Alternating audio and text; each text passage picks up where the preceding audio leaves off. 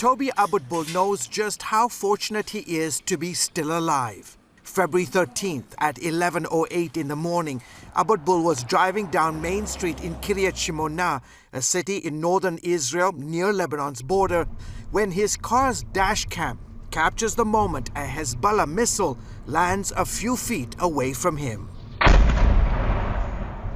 I was driving on the streets of the city, and an anti-tank missile hits right in front of me with no warning. There wasn't even a siren sound warning of an incoming missile.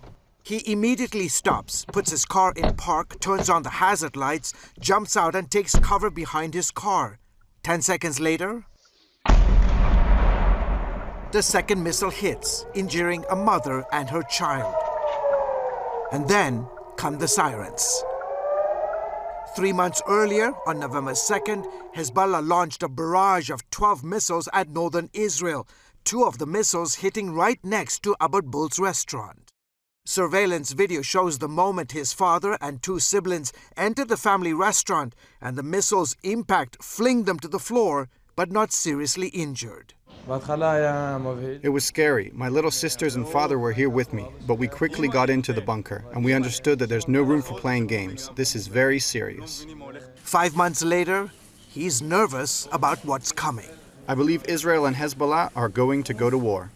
The traffic lights here in downtown KIRYAT SHMONA are blinking because there's, as you can see, hardly any traffic to speak of. It's a scene that is played out pretty much all along the Israel-Lebanon border. Some 60,000 Israelis forced to evacuate from cities like this.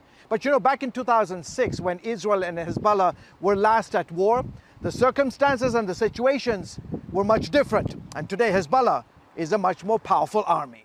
What is different about this conflict compared to 2006? Hezbollah is different. Hezbollah is much stronger, much more munition, accurate missiles, and a capability of invasion. Every day. Former IDF intelligence officer Sarit Zahavi is a leading expert on Hezbollah. She's tracked the various weapons being used by the terror group here in the north since October 8th, the day after the Hamas massacre. In addition to more than 3,000 rockets, Zahavi says for the first time Hezbollah began firing more advanced Iranian-made weapons like the Almas-1 anti-tank guided missile. Low-flying, long-flying, short-range, very accurate, no alerts, no Iron Dome cannot intercept Israel this. cannot protect itself from the infrared. Only if they are launched against tanks, but they are usually launched against everything else. Everything, not just everything. Civilian, military, whatever. In January, Hezbollah released this video reportedly showing an Alma-1 with a camera attached to its nose targeting an IDF intelligence base. Instead of a terrorist organization, we are facing a terrorist army.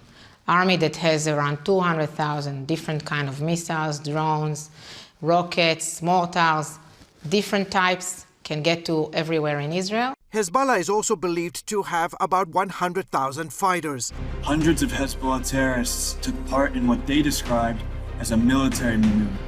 The so-called tip of Hezbollah's spear is the Radwan Force, an elite squad of up to 3,000 fighters focused on infiltrating Israel's northern border. Since they participated in the civil war in Syria, their ground forces are much more professionals, much more equipped, and even, you know what, even motivated to carry out the ground invasion because, you know, during the years, Hezbollah mobilized them that this is their mission.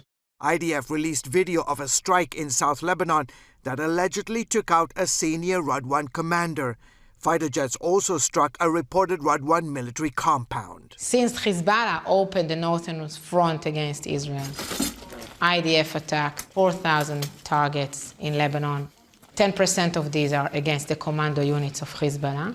This is a very impressive number. Zahavi says a major challenge the IDF would face in a full-scale war would be trying to identify Hezbollah foot soldiers and weapons depots. As CBN discovered on a recent trip inside South Lebanon, the terror group is very adept at hiding within the civilian population. Hezbollah, like Hamas, is entrenched in the villages using the Lebanese human shields. Everything you saw happening in Gaza with regard to hiding the munition in the hospitals and in the mosques and in the homes. It exists the same way with Hezbollah. Israeli military has announced it's preparing to move from defense to attack regarding operations on the northern border. Experts predict war between Hezbollah and Israel is likely within the next 6 to 8 months. I know the IDF is here. Yeah. I know that we are much more prepared than we used to be. And yet I'm worried. Zahavi's home here in northern Israel sits less than 5 miles from Hezbollah military positions. We are not willing to sleep next to this monster anymore.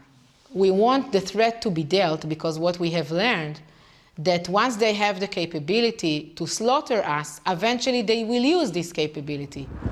The only way to fight this is to try to eliminate or at least damage as much as possible this capability. George Thomas, CBN News, Northern Israel.